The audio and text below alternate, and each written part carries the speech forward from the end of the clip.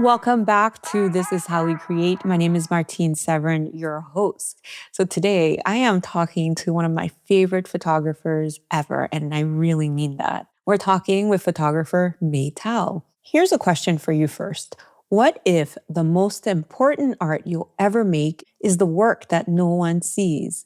The meals you cook, the stories you preserve, the care you give, and invisible labor, really, that sustains everything else. Well, Mei Tao has spent decades capturing images for Apple, J.Crew, and other major publications. But her most radical work challenges us to see caregiving itself as a creative act. In her recent exhibition, The Art of Care, she honors the artists who never get gallery shows, the parents, the caretakers, and even the memory keepers. Her father was a stage actor in China who never performed publicly again after immigrating to the US.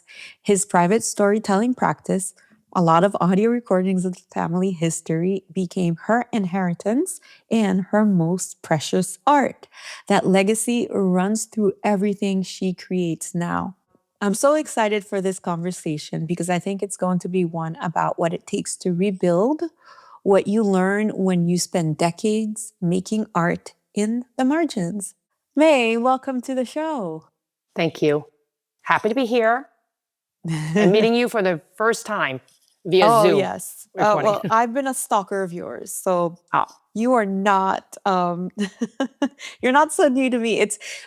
I love your Instagram because it's so beautiful. You have this ease in your work and this sense of relaxation, if you will, but a silliness. And then obviously I love seeing photos of your family, your daughter, as well as your husband on Instagram. So anyone, if you haven't had a chance, follow May and her, I think, 12 other thousand friends on Instagram. oh my gosh. Oh. This episode is brought to you by iCode.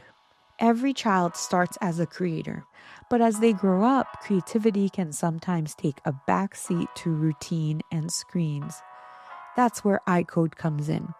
Through after-school STEM activities for K through 12 students, iCode's programs give kids a space to create again. Students get a chance to design their own games, build robots, and explore coding in ways that feel like play, but real. Visit icodeschool.com to book a free trial. Can you tell me about your first early memories of being in the US, as well as what initially influenced you to apply and go to Parsons? Well, okay. When I came to the US, we moved in with a family member that lived in the suburbs, right? And then coming from Hong Kong, very, very dense, very, very busy city, all of a sudden there was a lot of space. I guess it was my first time what you call suburbia, was my first introduction to it. And I think that was the cultural shock, just because there was a lot of more space between people. And I was very much used to having a lot of, how do you say, sensory happening around me. And I think that was, I'm someone who enjoys that type of noise, right? So I think that was the first thing that was different. Within 6 months, our family moved to New York because, again, in an environment like that, when you're an immigrant, the opportunities in terms of employment and exposure was very isolating and limiting. So when we moved to New York, we moved to Brooklyn. Another family member set us up in an apartment. I was probably around 12 now, 13, is when I kind of got to just feel the sense of myself blossoming and not just, having family relatives look after you. I was kind of moving around our neighborhood by myself. This is when magazine and publication was still of importance to us, right? In New York City, there's these Optimal, candy, and newspaper stores that are usually by the train station. And I remember just going there constantly to go through all the magazines, architecture, fashion magazines, gossip magazines, celebrity magazines, and I would literally hide and just go through all of them. Because for me, that was a world that was beyond the D train that I would come in and out of in terms of traveling from Manhattan to Brooklyn. I mean, that was my reality, right, at that point, because we didn't really go on vacations. I think that that's when the idea of entering the field of art happened, right? And in reading those magazines, Vogue was, one of them, Hospice Bazaar was one of those magazines, Cosmopolitan, you name them, right? So that's what kind of got me interested in fashion.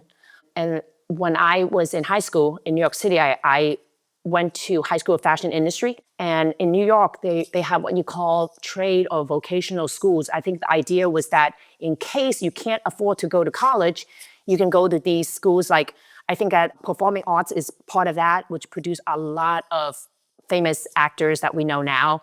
So I applied, I did the take-home exam, and I went there for 4 years. And I had the good fortune of befriending somebody who was just naturally talented, my friend Alfredo Cabrera. And then I just kind of saw my own limitations in terms of like liking and loving fashion and designing it was two different things. Thank goodness I had the good sense to understand in terms of like where my abilities and sensibilities can teach me or take me, would you? So then I was like, okay, well, if I can design, maybe I can, take pictures of fashion. So that was when the idea of photography came into just as a possibility in terms of a career move. And so at that point, I just kind of did my own research, because when you are a child of an immigrant, you need to figure it out. There's no parents taking you to tours or nothing like that. And then for me, it was like school it felt almost like out of the question, because, can we afford it? Was that even a possibility financially for this family? So I applied to Tisch School of Arts, NYU, SVA, and then Parsons School of Design. And I got accepted to all three, right? Yes. Oh my, all three? I mean, Yes, those I did. schools. I did. And then I think that in art school, there's a different way in terms of evaluating your potential. It's not just what's in your grade. They give you a take-home exam along with, writing and creating these art, and also I think emphasize in terms of the in-person interview. And I think that I fairly do well in things like that, because they kind of can feel the passion, the enthusiasm. And then what made me decide to pick Parsons was that the program allowed you to go right into your major the first year, along with taking your foundation year. So SBA and Tisch made you do foundation and then go into your major. I just wanted to get into it. So I did, and that's why I chose Parsons. And I think that as a school, from what I remember at that point, felt like it was the most practical in terms of art school, meaning like we are a university or a college that will, I don't know, in terms of expose you to how you can make a living, being an artist. I don't know, I just got that impression, and I knew that that was a necessity in order to convince my parents that this is something that they should allow me to pursue. So that's how that happened with Parsons. Are there some of the things that you learned at Parsons that you continue to employ in your photography work and business? Yeah, there are two major things that actually, you know what? No, three. Brian Lav was my black and white teacher, black and white printing and developing, right? The first thing he said to us was, he goes, oh, you guys here are probably top of your class in your art class, and you are probably feeling really good about yourself, and that's great too. But we're gonna start this by leveling everybody. We're gonna start from scratch, and you're gonna learn how to, develop and expose black and white and print properly. Because he said that if you know how to do something properly, the right way to do it, when you discover serendipitous, new ways of doing things, you're gonna be able to trace your steps back and redo it. Because if you come into happy accidents and you don't know how you got there, then it's just a surprise, just tracing your steps. So I think that was really important in terms of putting in the work, meaning learning how to light, learning how to print. And I think those are the solid basis that really carried me throughout my career. Another one was Lillian Bassman, was my senior thesis teacher. She was just to the point and tough. I think that you need that to be an artist, to have thick skin.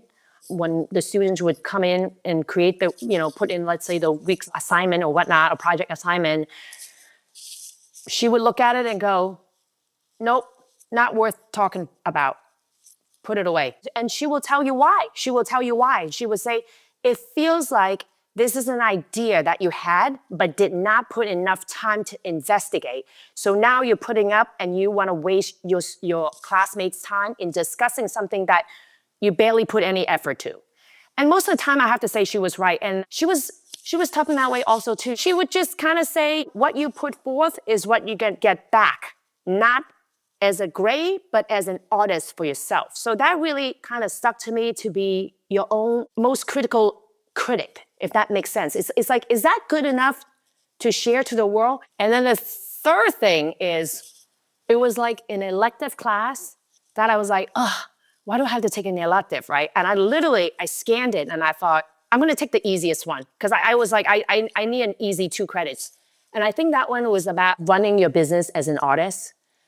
I was like blown my mind, because they don't like, if you don't know how to, let's say, file your taxes as a freelance photographer, freelance painter, whatever it is. So just even balancing out the checkbook and looking at your freelance payment as, well, 35% of it is going to go to tax. So you got to operate on this number. So for me, that was kind of eye-opening. And again, it stayed with me. Just the idea that grounded me. In order to continue to be an artist, I had to look at my artistry also as a business. Well, one of the questions that, we emailed back and forth about, May, is what's the advice that you would give to that young May if the two of you had a chance to sit down and have tea with each other? What are some of the things that you would share with her? Well, I know it sounds like cliche, but it's true. For most people, there's no such thing as, overnight success. Success is like a series of failures that literally feels like a test sometimes in how much do you really want it, and learning from those failures to move your work forward.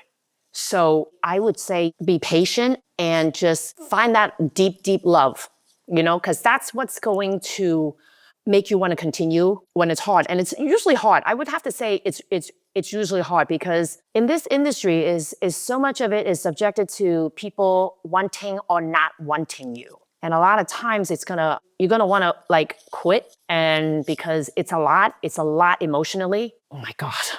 I tell you, I have many advice to give myself, because it depends on the day and what type of day you're having, but just keep at it. I guess keep at it. I mean, for me, I remember having a conversation with a friend, and she said to me, okay, so you're gonna quit, okay? You're gonna quit. So what are you gonna do tomorrow? So now you quit because you've done it, right? Because you've had it. What are you gonna do tomorrow? And then I drew a blank. I was like, I'm not good at anything else. And she said, okay, then keep at it. Then keep at what you're good at. And I thought that was a really key piece of advice, because when you've had enough and you're like, oh, I want to quit, because you feel so deflated, right? In terms of where you are, because you feel like you're no good at it. But when she put it in that way and goes, okay, what are you going to do? And I'm like, I don't know. Then she goes, then you might as well pursue what you're good at, opposed to starting from zero with something else, because that's going to take effort too. So, May, that prompts me to ask a follow-up question to that. What do you think makes you good at what you do? I mean, you have a lot of repeat clients. For me, just discipline, integrity, and gratitude, and constant curiosity. I would say these are the specific habits that have sustained, I guess, and I'm going to say it, of the success of my career, which I find very funny to say, because the next thing that I was going to say in my answer was, I never fully feel I made it. That's how I truly feel. Because I feel like if I achieve something, I just raise the bar. I just raise the bar and I just raise the bar, because that's interesting for me, right? And that's hence like discipline, integrity, gratitude, and also gratitude for the hard lessons too, and the constant curiosity. I remember when I graduated from college, my father said, congratulations, now you are a student of life, and that's for life. So That's how I try to look at things, you know, and I think that is the thing that keeps things interesting for me. So I know I probably just went somewhere else. No, you didn't. You were very succinct. And I think it's one of those things that we think, oh, when I make it here, everything is going to be all good. And then you stop learning, you just Yeah. coast. What happens when you make it? What happens is the goalpost changes, it moves. And so then you're always, and you're an artist too, which means that you're always seeking growth. Right. And also, sometimes what you aim for and you get, and you're just really disappointed. You're like, this ain't so great. It's okay, Yeah. you know? And then also, too, you kind of come to a point and go, were those my goals? Were they truly my goals for myself? Or were they goals that was set from society saying that that means this is a vision of success? If you get that, you're a vision of success. So you get that and you're like, I don't feel like myself. So then, how do you feel like myself? How do you feel like yourself in your work? Like when you're younger in your career, I feel like you're kind of like, you know, that's where the money is, or like that's what success looks like. You get over there, and then you're like, okay, you achieve some of that, or all of that, if you will. And then you're like, I don't feel like myself. So how do you translate your career to the next stage where you're like, I want to be in more work. I want to spend my work day. I want to create with people who are like-minded, who look like me, who reflect my values, where I don't have to code switch in terms of like, I'm acting this because I'm getting along today, you know, like, that's a different way of just kind of consider success. You know, I think that at this stage of my game, I feel like success is when I'm 100% myself in an environment that is creative. That's success. Oh gosh, May. Oh. Oh, there are so many things that you said that just like tug at my heartstrings because I don't think I'm there yet in terms of being able to be myself in at least in a professional space, mainly because I feel like there's still a lot of code switching that happens, as you mentioned. Um, but that's really great. I mean, I wrote it down. How do you feel like yourself in your work? And I think I know the answer to that. And I'm wondering, as our listeners are listening, I think I'm gonna post this on Instagram at some point or on Substack. Because that's a really great question. And I feel like that's a great journal prompt.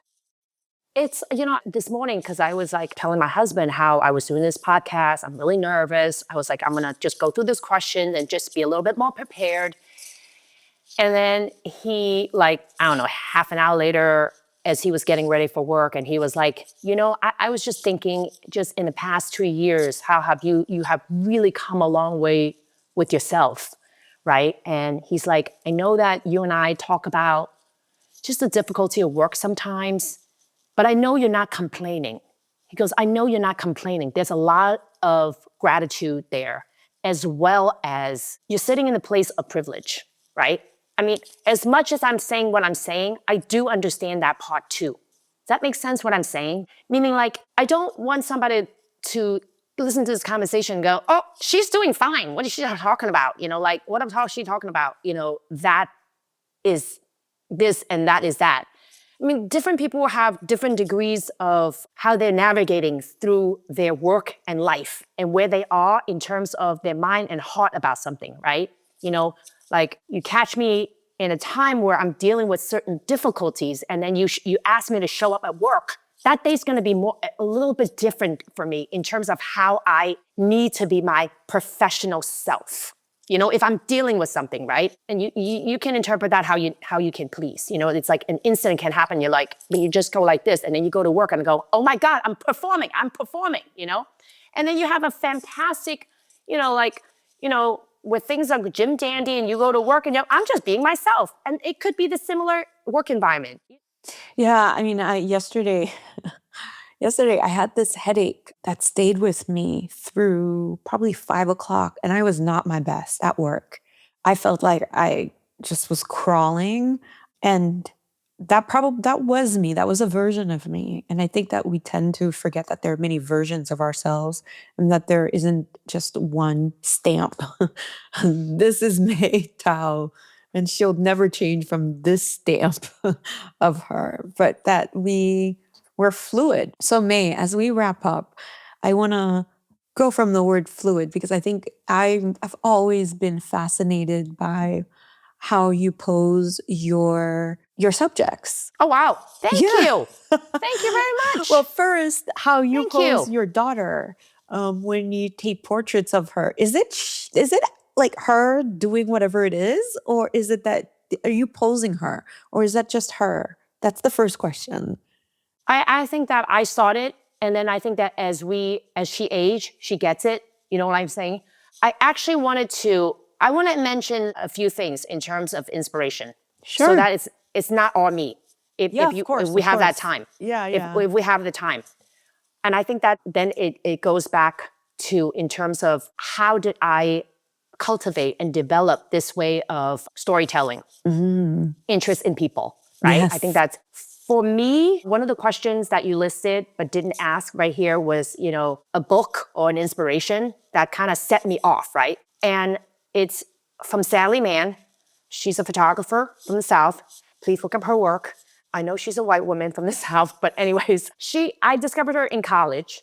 And the book that really stayed with me of her work was Immediate Family and At 12. And they were both works by a woman photographer. And to me at that point, it was like, wow, wow. I mean, I think a lot of times what happens is that you just go, oh, man, man, man, man, man, man, man, right? And then you don't really feel or see yourself as an outsider until you enter the industry and you're like, oh, it's going to be different for me, right? It's like that. And I think that the fact that I didn't catch it right away, but as I looked and looked at my work, and I've looked through her work over the years, the same book over and over again, I was like, it's only a female eye that could have seen this in terms of the fact that she would photograph her family, her children to be specific, over and over again. So for me, it resonated with me because it was so different from what I did professionally, which was new, younger, better, fitter, it's like that. And then, but the type of work that I gravitated towards mostly was shooting the same thing over and over again and seeing new things to it, right? Or like accepting its growth. And also you have ideas and what's in front of you and how do you articulate that, right? Because somewhere in between in terms of photography, it's like 50% of it is autobiography, meaning like how do you inject yourself in that person, in that portraiture, whatnot, right? So I really love her work. I love her work in a way that she prints all her prints like in the most just truest form of photographer, photography, if you will. It's not like somebody else retouching it and doing this and doing that, and she's in the darkroom reinterpreting that photograph she captured. So that's perhaps in the back of my head influenced me in a way that I started photographing my daughter in terms of annually. I shoot pictures of her all the time, but it kind of really happened in her preteens. And I looked at her and I go, where are you in this stage? As a mother, and then also seeing this person growing and how did she see herself and thinking about how she saw herself. So I think that in the beginning, it felt very, very belabored. She's like, I don't want to. Oh my God, stop making me do what to do. But then I think that in the past couple of years, she really saw that as an archive, a history of herself, and she valued that. And then also I wanted to mention two photographers that I found this summer when I was in the photography festival in All. And one of them was named Keisha Scoville. I believe she's in Brooklyn. And then the other one is Diana Malkosian. I think it's how you pronounce her name. I know her.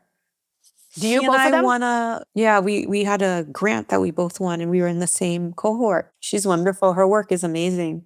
Specifically, well, what was interesting that crossover for them was that Keisha did the series. Alma is her mother who passed away and how she dealt with the grief. And then also Diana had this series, Father, that she exhibited and how she kind of also dealt with, well, hers was finding her father, right? Finding her father and then reconnecting. And I love this idea, not I love, respect that these projects are not done overnight. It's not like, oh, I'm going to go to therapy and everything will be fine. It's just like the way that they utilize their art to toil over the hurt and using art to just peel away and discover aspects and being that brave of themselves as well as their relationship with their parent in the way that they would do it through, textile, archive, writings, and literature. I really find that type of exposure of yourself to be way more provocative than a woman stripping down to their bare. Like the way that they would share that personal journey with you. I just wanted to mention that. Well, I'm glad that you did because I know that you talk about how important your personal work is to you. Because when you're doing commercial work, it's not the same as doing commercial work, right? Like there's such a doop, doop, doop, doop. This is what you have to do. And it's the commercial, well, at least for me, it's the personal work that sustains me. It's the personal work that sustains you. I mean, I love my commercial career. I love it because it's very challenging. It has taken me to see the world, introduced me to many interesting people, right? And it had like financially set me in a way where I can discover my fine art self, if that makes any sense. Because I don't come from a background where I'm like, you know what, I'm gonna contemplate about this journey for the next 5 years. You don't get to do that, I mean, I don't get to do that. And also too, working in that way also gave me a discipline in terms of understanding deadlines, and submitting work and giving myself a certain structure and how to develop things that I have in my head and actually put pen to action, if you will. Like it can stay in your head forever, but you need to actually take action for things to materialize. What are you currently reading? Oh, I wanted to say before I say that, you love Sally Mann. I do as well. The other white photographer that I absolutely adore is Imogen Cunningham. Yes. Imogen Cunningham's work, my goodness. Like I get lost in her work. And it's just so, I mean, it's life, it's the everyday life. Yeah. And then finding just poetry in it, right? Yes. Even when it hurts, that's really important to put a lens and frame to something that you might miss. Those are just really important. What are you currently reading? Oh my God. Oh man. Okay, I am currently reading, and sometimes I have to put it down because it's a lot. Ocean Vuong, new book. He was on Oprah Book Club. He wrote The Emperor of Gladness. Oh, I've heard of it. So there's this book I'm reading that I'm absolutely loving, and it's called The Rise, and it's by Sarah Lewis. Have you heard of it? No, I'm gonna have to write it down. It's so good. Essentially, it's about creativity, the gift of failure, and the search for mastery. And I'm listening to the audio version, and when something is so good that you have to keep pulling over to take notes. And then you're like, I have to get the actual version. I have to get this book. But in the audio version, she narrates it, and she's a professor. I think she was at Harvard, or maybe she still is. I don't remember. But it's the prose it's so soothing. It's like the best sermon on creativity you could listen to. So I think as we wrap up, is there anything else, Mei, that you would like to share with us? I have, in the past, I would say 10 years, have dabbled in motion because I like that. I like that. I like that way of storytelling. And I'm not writing scripts. I'm not doing any of that, but that's something that definitely I enjoy. So I have been just working on my own small projects. The last one I did was Homecoming of my friend Hannah Holman. And I like to do more of that, but they take time. They take time in terms of thinking about what do I want to focus on, what's interesting, what's fascinating to me, what kind of small team I can put together, because that's not something I can do on my own. Photography, I can take a camera and go shoot, And I am also participating on something that she's working on, Fashion and Liberation, that just highlights the way the fashion industry can actually function in other forms and ways that's different from the way we know it. It's often radical, but I feel like thinking about it, I'm like, if you don't do it, in that radical manner, how do you shift thinking of how you can look at something? I think that that's kind of my way of making things right, if you will. You know what I mean? In terms of me participating in working in the industry that I work on, which is so often the times about consumption or creating the desire to consume. So working on these side projects was not about money, but more about because I want to and because it brings a different eye or audience to the subject. And also too, I think that the fashion industry is very small. So you can get a little bit tunnel vision and isolate it and think that this is the only way to look and see things. And it's not true, as we know. It's not true. That's wonderful. I can't wait to see more of your motion work. I know I've seen just a few pieces, I think, that are on YouTube that you've done for your commercial work. And as I was watching them, I was like, oh, this is so interesting. I wonder if she storyboarded this. I really enjoyed talking with you. Thank you for coming on the show. Thank you, Martine. I am very humble that you would ask me to participate on your podcast. And I think it's wonderful that a podcast like yours exists. Hi there. If you're loving the show, would you mind taking a quick second to leave us a 5-star review on your favorite go-to podcast app? While you're at it, subscribe to our Substack newsletter, Creative Matters. You can find the link to subscribe in the show notes. All right, that's all that I have for you today. Bye.